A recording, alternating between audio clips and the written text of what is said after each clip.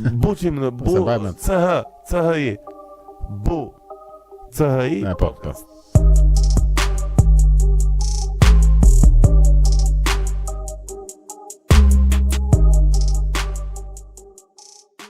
Mirë se të gjeta, jam shumë mirë, edhe jam i kënaqur që mund të flas për një temë që është e rëndësishme për mua. E rëndësishme sepse është një temë që me të cilën kam punuar shumë kur kam qenë studente, edhe më vjen mirë që mund ta flas. Për herë të parë në Shqip. Për herë të parë në Shqip. Tregojo pak njerëzve për çfarë teme do flasim një herë dhe pastaj do bëjmë një intro të vogël. Po, atëherë tema është janë pakicat shqiptare në Europën Lindore edhe mekanizmat e mbrojtjes së pakicave nga pikpamjet e drejtës ndërkombëtare.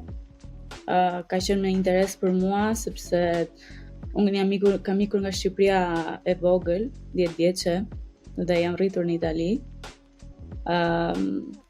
Dhe kam qenë shumë kurioztare kur fillova universitetin të mësoja më shumë për Shqipërinë, për shqiptarët. Qa kishte ndodhur në të kaluarën, se për shumë flitej për shqiptarët në një mënyrë të caktuar, se ekzistonte çështja e Kosovës, se ekzistonin disa çështje të tjera. Edhe kjo është Se është kaq tipike kjo, Denisa, që një pjesë e mirë e shqiptarëve, ose le të themi ata shqiptarë që kanë qejf të mësojnë diçka, gjithmonë i mësojnë mbasi e mbarojnë gjimnazin. Domethënë gjithmonë është thresholdi, është gjithmonë shkolla e lartë. Njeriu domethënë aty është shpalos veten që edhe mjek ti duke u bërë apo edhe inxhinier ti duke u bërë. Domethënë gjithmonë ka një lulëzim për sa i përket interesit drejt vendit vet dhe mësimit të historisë dhe të kaluarës. Mendoj se është diçka që vjen natyrshëm. Mendoj se ajo është mosha, domethënë pasi mbaron adoleshenca, mendoj se është mosha ku njerëzit fillojnë të pyesin kush jam unë. Nga vi unë, do me thona disa pyetje mendoj se i përkasin gjithë dhe neve. Edhe pikërisht kthehet në një nevojë që ti të dish kush je e nga vin. Dhe ndoshta mund të jetë edhe mosha ku ai identiteti që në një farë mënyrë është formuar dhe është konsoliduar mundohet të vi të dali jashtë. Po. Të vetë vendoset disi. Të vetë vendoset, të konsolidohet, të ngurtësohet. Që të bjetë stabil, shumë interesante. Dhe mendoj se tek disa njerëz, sidomos ata njerëz si puna ime që kanë emigruar dhe kanë edhe një eksperiencë emigracioni, mendoj se nevoja mund të jetë më e fortë ose e dyfish, nuk e di, nuk mendoj se mund të matet. Po mendoj se tek ata që për shkakun kanë edhe një background migracioni, shprehet edhe më fuqishëm të thoja, sepse je gjithmonë në një farë mënyrë i detyruar të jetosh midis dy realiteteve, dy kulturave, dy gjuhëve. Edhe ti e di e ke të qartë që unë e kam patur të qartë që në moshën 10 vjeçare që okay, unë jam diçka tjetër. Edhe pse kalojnë vite të integrohesh, e bësh qytetar italian, por prap ka disa elemente që ty të dallojnë nga të tjerët. Nga fillimet më të bukura, më të ciltëra që mund të kem bërë në historinë e podcastit, të dashur dëgjues, zonja dhe zotërinj, për juve Denisa Muhameti. Denisa, faleminderit që pranove ftesën për Buçi Podcast. Dhe mirë se erdhe. Unë jam se interesuar për atë çka ti ke për të thënë. Denisa, ti çfarë ke studiuar? Unë kam studiuar në bachelor, gjuhë, civilizim dhe shkenca gjuhësore. Jam me një specializim në politikë ndërkombëtare. Dhe pastaj në master kam studiuar marrëdhënie ndërkombëtare krahasuese në Venecia, në Itali. Pas studimeve kam bërë disa trajnime të tjera. Një trajnim për shembull është ai i bursës që kam fituar, bursës i OSBE-s dhe OKB-s, është organizata për bashkëpunimin dhe sigurinë në Europë dhe zyra e Kombeve të Bashkuara për çështjet e çarmatimit. Dhe ai ka qenë një trajnim në lidhje me mekanizmat e çarmatimit e të ndalimit të armëve në hapësirën e OSBE-s. Ka qenë një bursë për paqen e sigurinë, flitet për atë arkitekturën e sigurisë në Europë, me radhë. Denisa, e ke ditur gjithmonë që do shkojë në të drejtim, domethënë le të themi në qoftë se mund të kujtohesh kur ke qenë pak më vogël në gjimnaz ose në sekondare, domethënë ose edhe më përpara. Ke pasur një farë lloj vizioni apo ishte diçka që ishte goxha pragmatike, domethënë dhe të interesoj për momentin? Me thënë drejtën, pyetje interesante kjo. Jo, nuk ka qenë një diçka e paramenduar. Kur kam vajtur në Itali 10 vjeç, ka patur shumë të vështirë gjuhën dhe ka qenë një periudhë, unë 5 vitet e para që kam qenë në Itali kam nduar shkollë vazhdimisht, sepse vajta kisha bërë në Shqipëri klasën e 4, klasën e 5 e përfundova në një cikël tjetër, pastaj në Itali fillon një cikël tjetër dhe kam ndryshuar 2 shkolla, si themi, në Itali quhen skole medie, po i bie, domethënë 3 vitet e fundit të 8 vjeçares shqiptare. Po. Në Itali janë pikërisht këto skole medie dhe unë kam ndryshuar 2 skole medie. Pastaj ka ardhur prap gjimnazi dhe kanë qenë vite wow, kur i mendoj them okay, si ja kam dalë. Por edhe ka qenë shumë e vështirë në fillim sepse vështirësitë e gjuhës e bënin të vështirë që të kuptoja shumë gjëra të tjera. Shpeshherë mësuesit nuk edhe si themi, nuk është se tregonin aq shumë mirë kuptim. Nuk e kuptonin ato vështirësitë e mia, kështu që shpeshherë thonin, do ishte mirë që ti të bëje një shkollë profesionale apo do ishte mirë që ti mos të shkoje në këtë shkollë. Por unë kisha një përvojë në Shqipëri jashtëzakonisht pozitive, isha një studente shumë e mirë në Shqipëri, edhe kam patur gjithmonë dëshirë që të mësoj. Plus kam patur kokëfortësinë, nuk i lejoja njerëzit që më thoshin çfarë mund të bëja unë apo çfarë mund të bëja unë. Doja gjithmonë të bëja gjërat më të mira, të arrija sa më lart. Edhe pa e ditur se ku po veja, domethënë. Shiko, profesioni mësuese në përgjithësi kanë ai me gëzon një respekt maksimal, domethënë, po përveç atyre që abuzojnë me postin, domethënë që normalisht nuk i kam qef, kam një urrejtje specifike për mësueset dhe profesorët që e kanë shumë të thjeshtë, thonë ti nuk do bëhesh kjo gjë, ose mos e bëj këtë gjë, ose ti mos e provo këtë fare. Më duket është shumë decizive në rolin e çdo fëmijëve, qoftë mashkull apo femër, nuk ka rëndësi fare. Në qoftë se nga një figurë më e lartë që supozohet në hierarki që është më lart, i shikon lart sepse nga ai person po mëson, dhe ai person do të thotë që plako ti si e për këtë punë, e ke parasysh që kujtit nuk doja dalësh dot, e kupton, më duket që okay, ka edhe mënyra të tjera se si mund t'ia thosh një njeriu ose ka mënyra se si mund ta kanalizosh në drejtimin e dur, por që ta ndash me thikë që thonë që po ti s'duhet të vesh këtu sepse nuk ja del sepse të bësh llëk. Në vend që të thua që okay, ky është qëllimi jot, po, që të varrish atje të duhet kjo. Një checklist.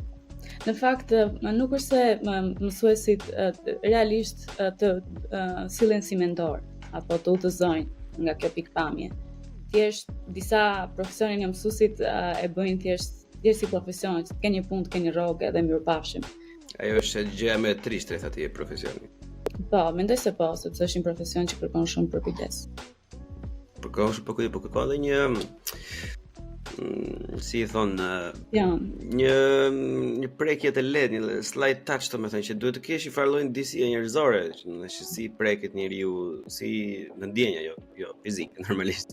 Domethënë se edhe si kanalizohet dhe historitë të tilla janë të shumta, edhe unë kam pasur profesorë të tillë, pasur profesoresha të tilla që thoshin që ti s'ke për të bërë asnjëherë as një inxhinier. Well, look at me now. Edhe domethënë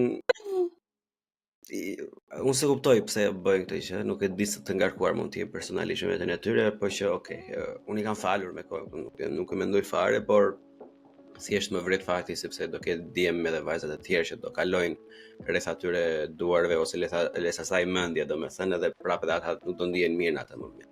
Gjithsesi, e them që ishte diçka që nuk ishte paramenduar, ishte e vështirë. Si shkoi puna pasaj që zgjodhe si drejtim? Unë përfundova që zgjodha një lice shkencor, kur isha në Itali për gjimnazin, dhe vendosa të bëja gjën që ishte më e vështirë, edhe jam shumë e kënaqur që e kam bërë, jo sepse përfundova në, si themi, në ato disiplinat STEM shkencore, por sepse vërtet më ka ofruar mundësinë që të krijoj një metodë studimi. Pas studimeve, pas gjimnazit, doja realisht të bëhesha dietiste. Por ndodhi që nuk vajti ashtu, unë pas gjimnazit mora një vit pushim, edhe pas atij viti pushim u regjistrova në atë fushë ku unë isha më fort. Gjuhë huaja dhe në gjuhë huaja shkenca gjuhësore ishte një, si themi, një fushë ku mund të specializohesha që më interesonte dhe ishte ajo e politikës ndërkombëtare. Aty pastaj gjeta veten. Aty të gjitha ato pyetjet që unë fillova të bëja vetes kur isha tek 20-ta, në një farë mënyrë filluan të gjenin përgjigje. Ajo është shumë interesante, po në fillim 10 vjeç kur u bë ndryshimi dhe ti nga shkolla në shkollë direkt. Si e amortizove atë dallimin mes njohurive të gjuhëve, domethënë nuk më se ti ke ditur italisht në ujë kur ke vajtur 10 vjeç. Jo, por në gjimnaz unë kam studiuar latinisht. Unë kam bërë. Jo, më them, e kam fjalën në fillim kur ishe e vogël, si arrite domethënë që të mbushje boshllëqet e gjuhës, që të kuptoje se çfarë po thuaj në shkollë. Po, atëherë, unë në anglisht kam qenë shumë e mirë në Shqipëri dhe këtë ishte vetëm e lëndë ku unë me studentët, me kolegët e mi italian mund të garoja në të njëjtin nivel, madje edhe kur kisha mundësinë të garoja me ta, shpeshherë isha shumë herë më mirë se ta. Dhe këtë gjë, domethënë, u kthye domethënë gjuha angleze mua më ka hapur shumë dyert. Informacioni, cilësia e informacionit që unë kam marrë, mundësitë që më janë ofruar pastaj gjatë universitetit, eksperiencat e ndryshme që unë kam bërë, në momentin që u regjistrova, pastaj si të thash, kam bërë latinisht 5 vjet dhe unë në një farë mënyrë gjatë atij 5 vjeçari kam mësuar se si studiohet një gjuhë. Dhe më vonë pastaj në gjimnaz, përveç anglishtes, në Venecia studioj edhe shqip. Edhe unë u bëra shumë kurioze sepse kisha ikur nga Shqipëria edhe pse unë flas shqipen mirë, por prapë disa njohuri gramatikore nuk I kam patur, edhe I krijova atje. Dhe kështu që anglisht, shqip, gjermanisht kam bërë pastaj edhe masterin e kam bërë të gjithë në anglisht edhe kam studiuar edhe spanjisht gjatë masterit. E përmende pak kur po e thonë, domethënë kam vënë që shumë persona që përkasin fushës më shumë se sa të mësosh gjuhën, flasim për mënyrën se si mësohet një gjuhë. Sa e rëndësishme është që të dish se si të mësosh gjuhën? Mendoj se është shumë e rëndësishme për një person të di mirë një gjuhë për të mësuar gjuhë të tjera. Dhe në qoftë se ti e ke të qartë për shembull të je në gjendje të dallosh një emër nga një mbiemër, të dish çfarë është një përemër, të dish çfarë është një folje në ndalfolje, të dish të njohësh për shembull këto elemente në një fjali,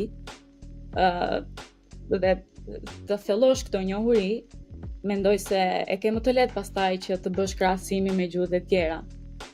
Domethënë ai sistemi I rasave që ekziston në gjuhën shqipe, unë për herë të parë e kam studiuar në latinisht. Por prapë thash, okej, që ka edhe në shqip, pas kemi edhe në rasa. Rasa shuar, rasa pash. Po thuaj deri diku të gjithë kanë, po thjesht nuk kanë aq të ndara me thiksi që kemi ne. Italishtja nuk I ka. Gjermanishtja po I ka, po italishtja nuk. Gjermanishtja po I ka, edhe anglishtja I ka. Jo, anglishtja nuk I ka.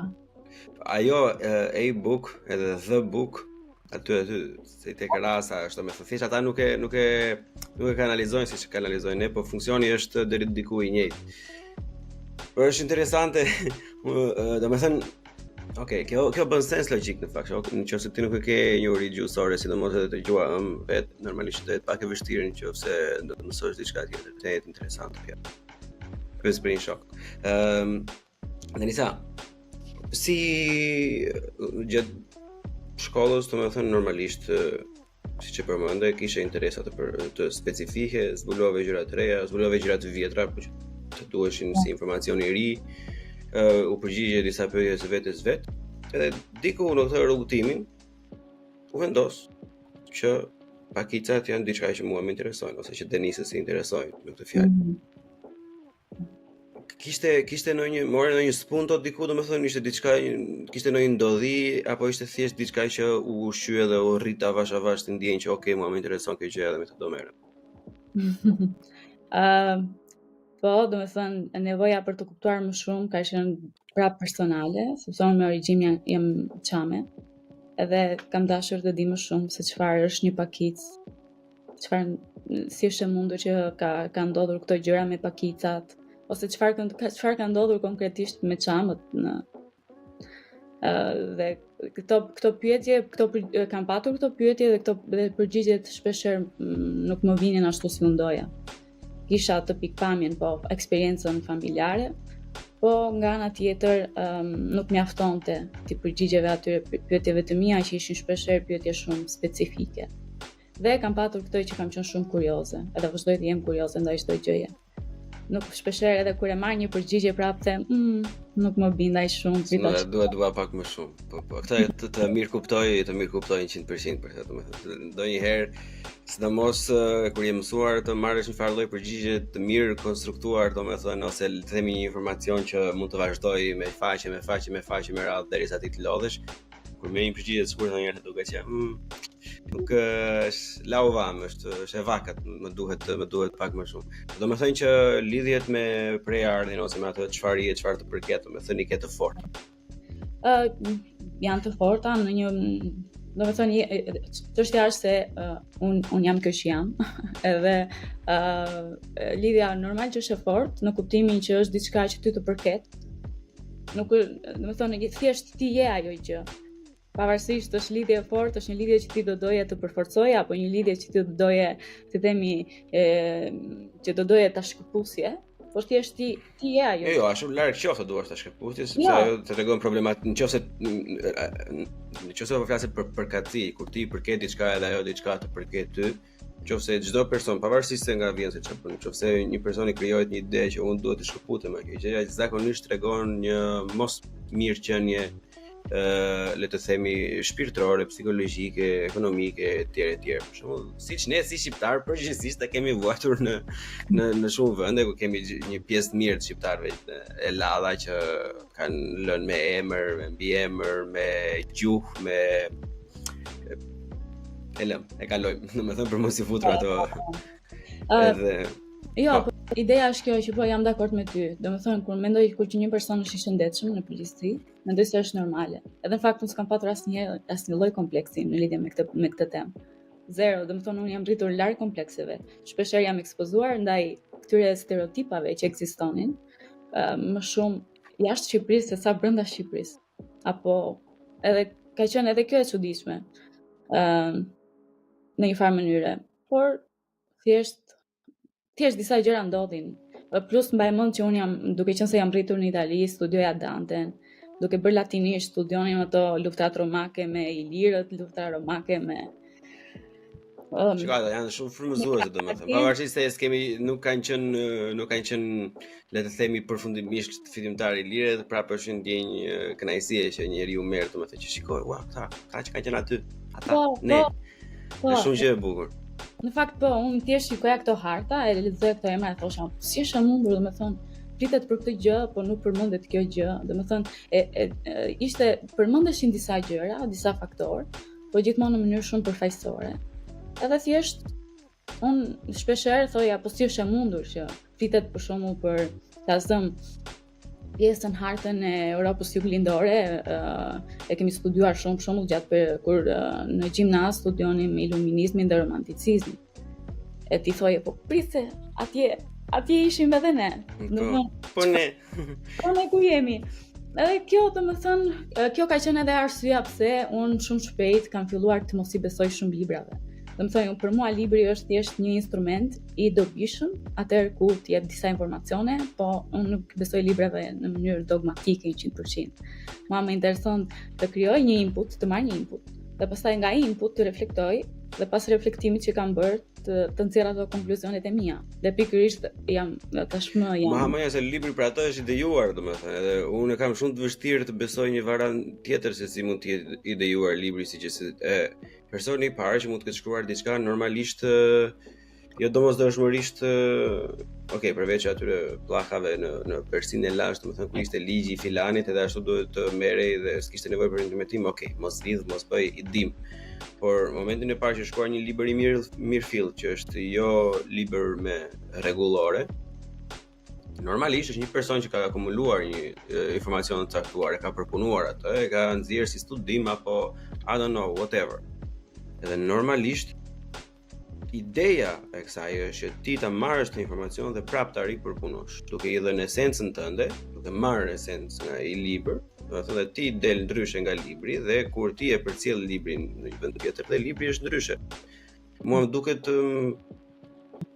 është pak primitive fakti, domethënë që njerëzit mund të lexojnë diçka dhe thonë që okay, kjo është kështu sepse është e shkruar te ky vendi dhe me që kjo është e shkruar te ky vendi, kjo është vërtet 100% edhe nuk e ndryshon asnjë gjë.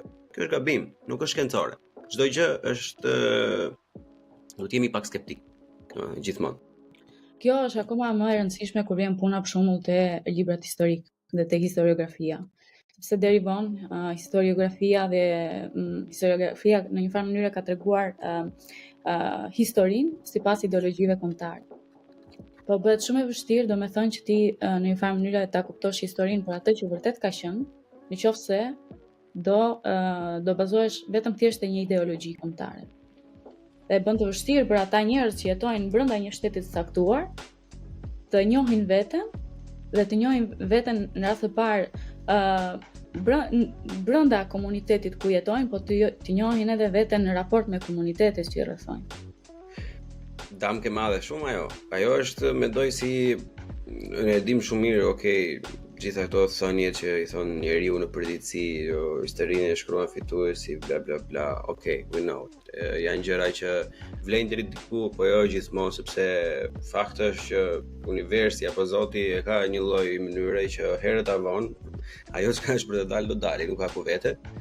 Shumë rrallë ndodhin që gjërat të zhduken komplet në të shkuarën. Dhe nuk ka një lloj konsensusi në zbulimtari edhe në kërkim rreth historisë siç ekziston në matematikë. Nuk ka një lloj serbët janë të vetmit në Europë që në historinë e tyre kanë që janë 6000 vjet aty përpara çdo gjëje. E ke parasysh që çdo shtet rreth e qark këtyre ka historinë ashtu siç është standardi, që edhe mund të jetë edhe i pasakt. Që serbët vazhdojnë akoma, domethënë pa asnjë lloj prove, pa asnjë lloj gjëje, me një lloj doktrine që nuk është e saktë. Edhe njeriu për veten që pse ndodh diçka e tillë.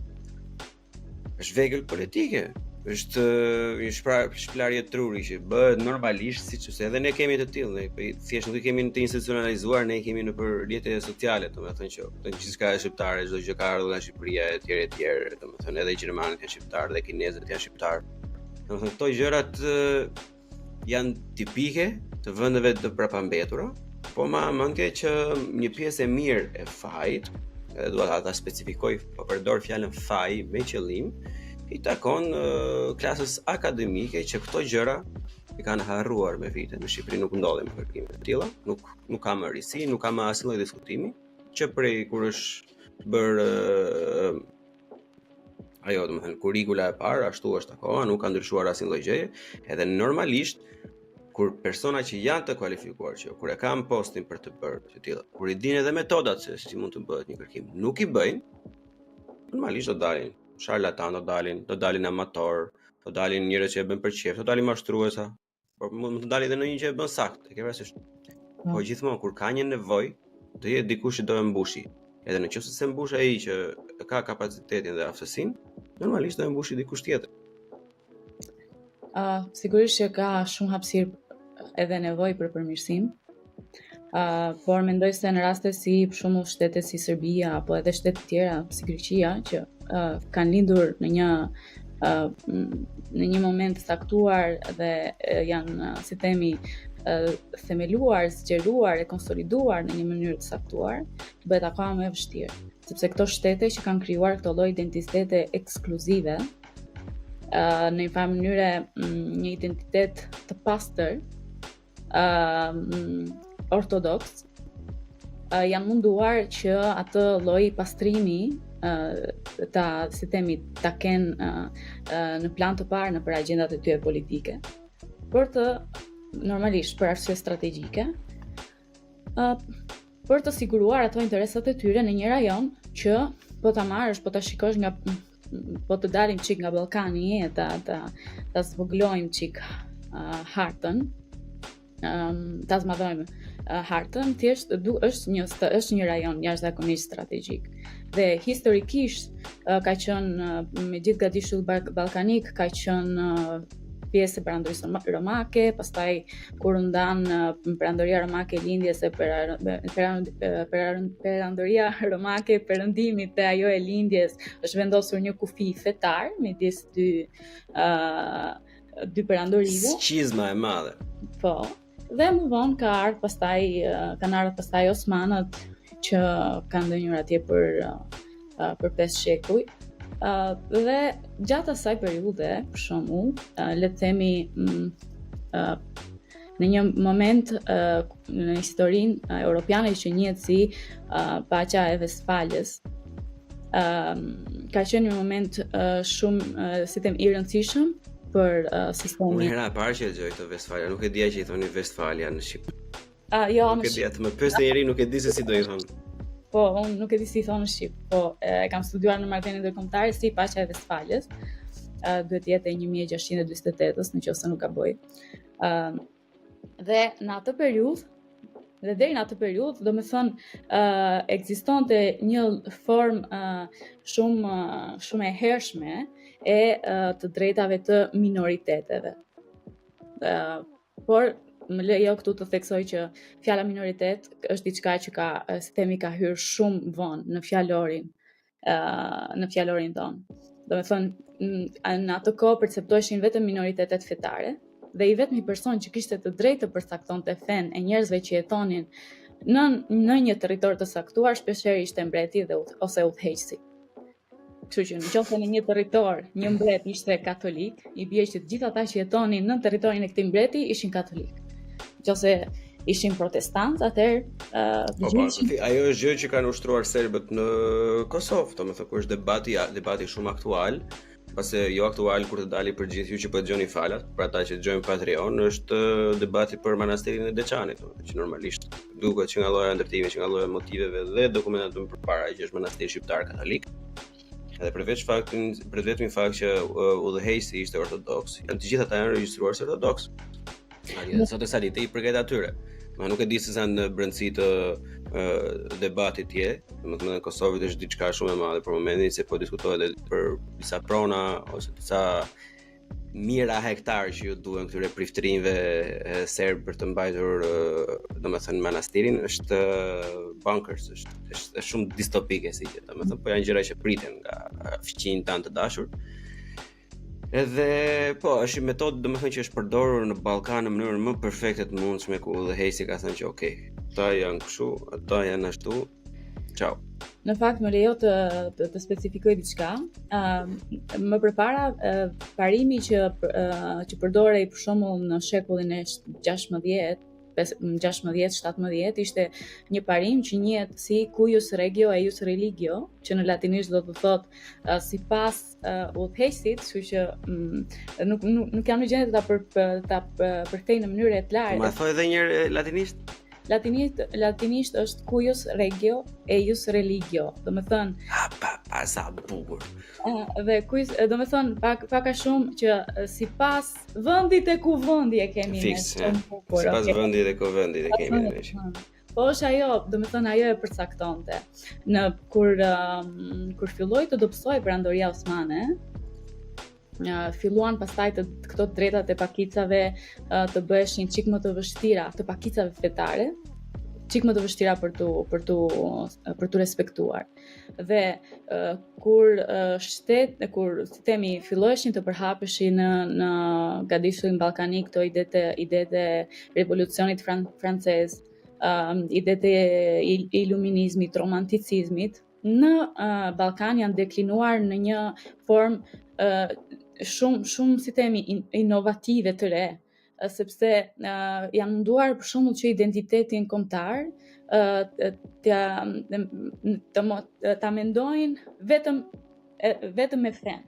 Kështu që nuk është një rastësi që kombi Helen për shembull ka fen ortodokse si një shtyllë, është baza kryesore domethënë. Para të qenit grek është ditë ortodoksi, herë pastaj. E njëjta gjë vlen edhe për serbët, por e njëjta gjë vlen edhe për tushit modern.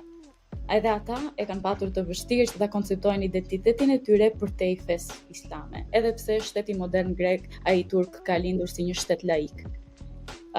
Megjithatë, duke thënë këtë, në momentin që këto shtete, këto kryengritje kanë sjell pastaj shtete të reja kom, aty pastaj filluan që të krijonin edhe ato ideologjitë kombëtare.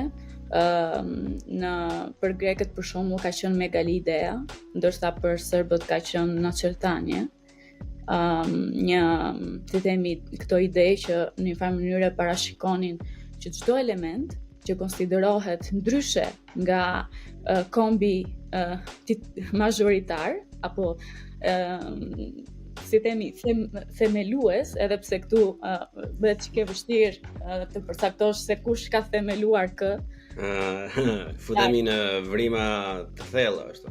Po gjithsesi ideologjia kombëtare parashikonte që çdo element që në një farë mënyrë është i huaj për ideologjinë kombëtare, ose do asimilohet, ose do shpërngulet. Dhe ose do vritet. Ose do vritet, patjetër. Dhe në atë periudhë, edhe pse janë munduar, domethënë këto kanë ekzistuar disa traktate që në një farë mënyrë fuqitë më të asaj kohe kanë krijuar për shtetet që sapo merrnin pavarësi, që duhet të respektonin të drejtat e pakicave. Dhe bëhet shumë e vështirë të përcaktosh se çfarë janë këto pakica.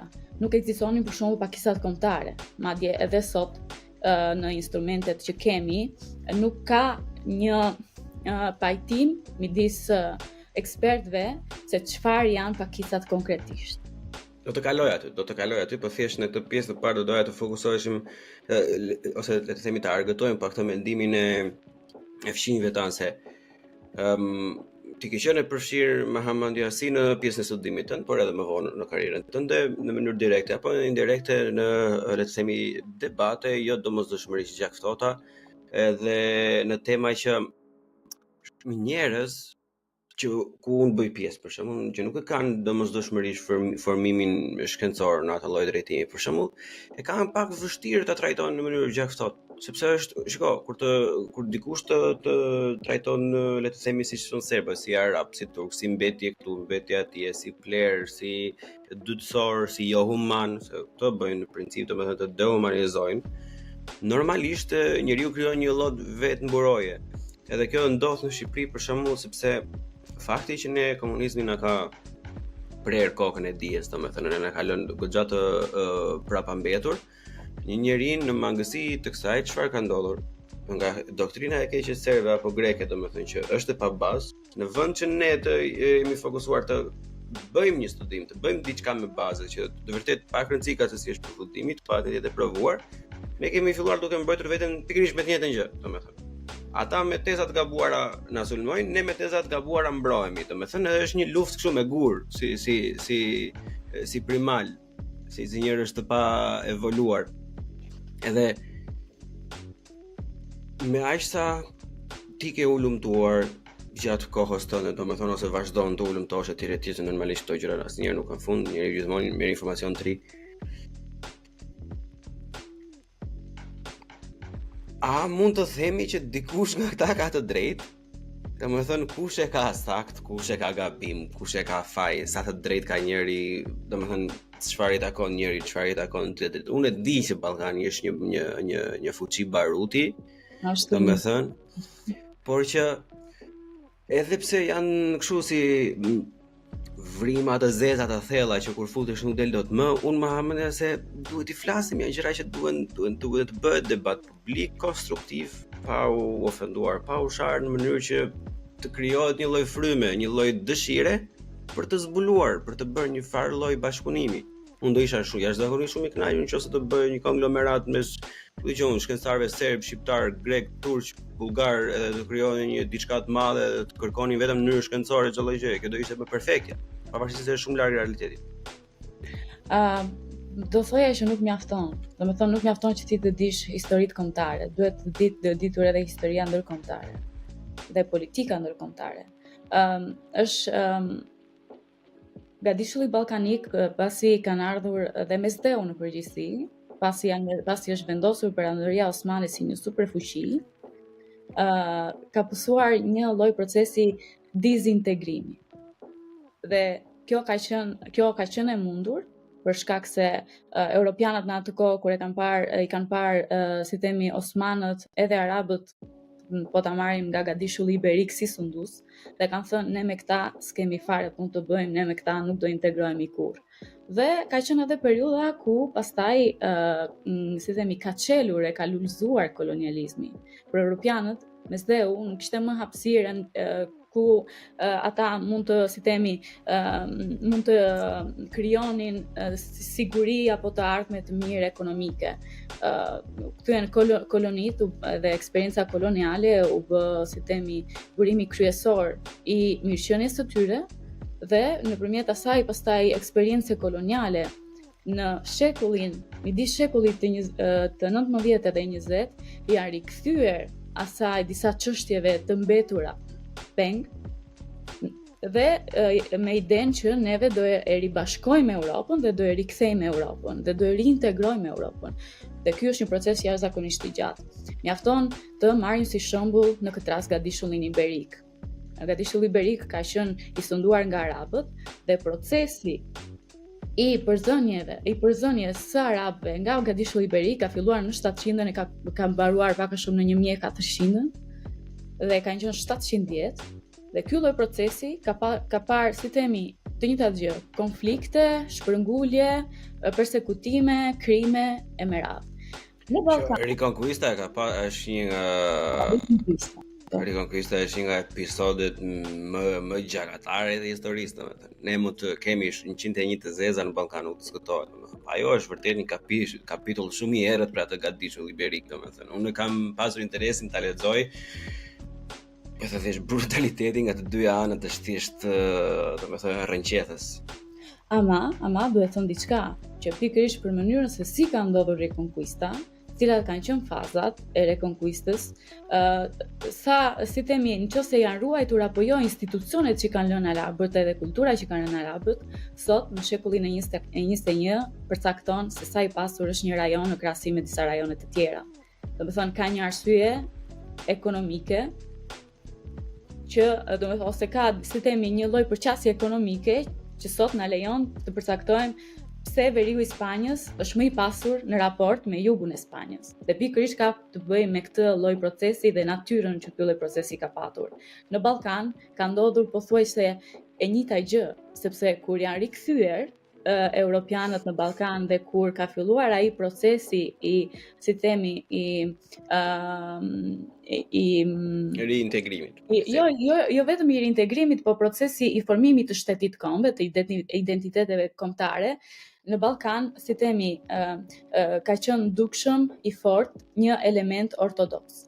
Elementi ortodoks, ky koalicion ortodoks që ka përfshirë të gjithë shtetet e Ballkanit që sot janë shtete ortodokse dhe që kanë patur një influencë jashtëzakonisht të madhe nga perandoria ruse, ky domethënë fakti që këto lloj shtete morën jetë dhe kanë patur një influencë jashtëzakonisht të madhe ruse, janë perceptuar nga europianët gjithmonë si një rrezik.